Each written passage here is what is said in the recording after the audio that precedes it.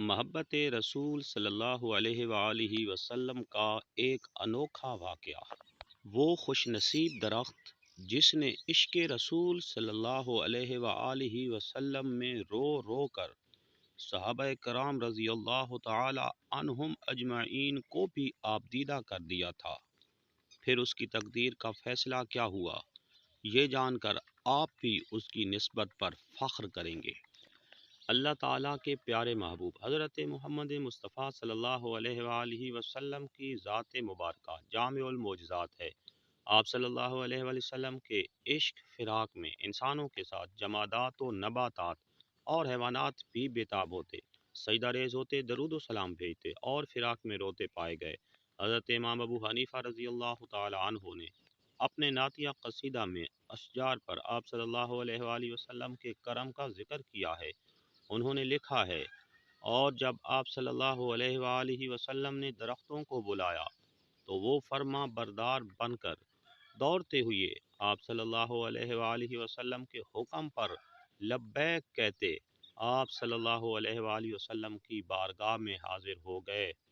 حضرت امام شرف الدین بوصیری رحمۃ اللہ تعالی علیہ نے بھی قصیدہ بردہ شریف میں کہا ہے کہ آپ صلی اللہ علیہ وآلہ وسلم کی پکار پر اشجار بغیر قدموں کے اپنی پنڈلیوں پر چلتے ہوئے آپ صلی اللہ علیہ وآلہ وسلم کی طرف چل پڑے۔ ان درختوں میں سے سب سے زیادہ خوش نصیب درخت حنانا ہے۔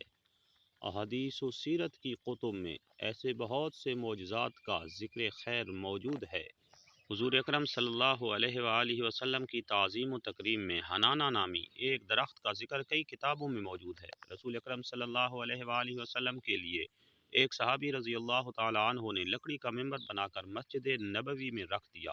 آپ صلی اللہ علیہ وآلہ وسلم خطبہ ارشاد فرمانے کے لیے اس پر رونق افروز ہوئے تو خشک درخت حنانا کا بنا ہوا وہ ستون جس سے ٹیک لگا کر آپ صلی اللہ علیہ وآلہ وسلم خطبہ ارشاد فرماتے تھے، بلک بلک کر رونے لگا۔ اس گریہ میں اتنا درد تھا کہ مجلس میں موجود تمام صحابہ کرام رضی اللہ تعالی عنہم آبدیدہ ہو گئے۔ حضرت صلی اللہ علیہ وآلہ وسلم نے جب ستون کی بے قراری ملاحظہ فرمائی تو خطبہ مؤخر فرما کر اس ستون کے پاس آئے اور اسے سینے سے لپٹا لیا۔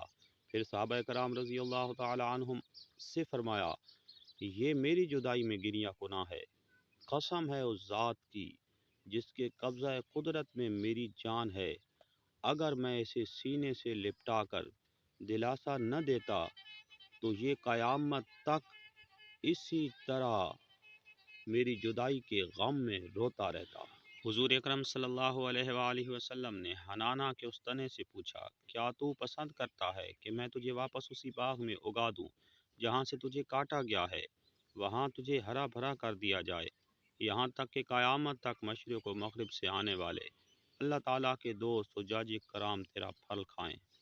اس نے عرض کیا، اے پیکر رحمت صلی اللہ علیہ وآلہ وسلم، میں تو آپ صلی اللہ علیہ وآلہ وسلم کی لمحاتی جدائی برداشت نہ کر سکا، قیامت تک کی تنہائی کیسے برداشت کروں گا؟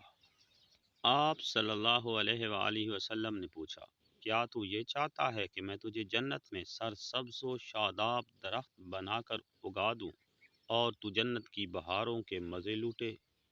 ستون حنانا نے یہ انعام قبول کر لیا، چنانچہ اسے ممبر اقدس کے قریب زمین میں دفن کر دیا گیا۔ تدفین کے بعد حضور اکرم صلی اللہ علیہ وآلہ وسلم نے فرمایا، اس نے دار فنا پر دار بقا کو ترجیح دی ہے۔ اس ستون حنانا کی قسمت دیکھیے، سرکار دو عالم صلی اللہ علیہ وآلہ وسلم نے اپنی ہی مسجد میں اسے دفن فرما دیا۔ چنانچہ مسجد نبوی کے اندر آئسات ستونوں میں سے ایک ستون حنانا بھی ہے، جو استوانہ حنانا کہلاتا ہے، جو محراب النبی صلی اللہ علیہ وآلہ وسلم کے قریب ہے، جہاں زائرین تبرک اور نفل نمازی بھی پڑھا کرتے ہیں۔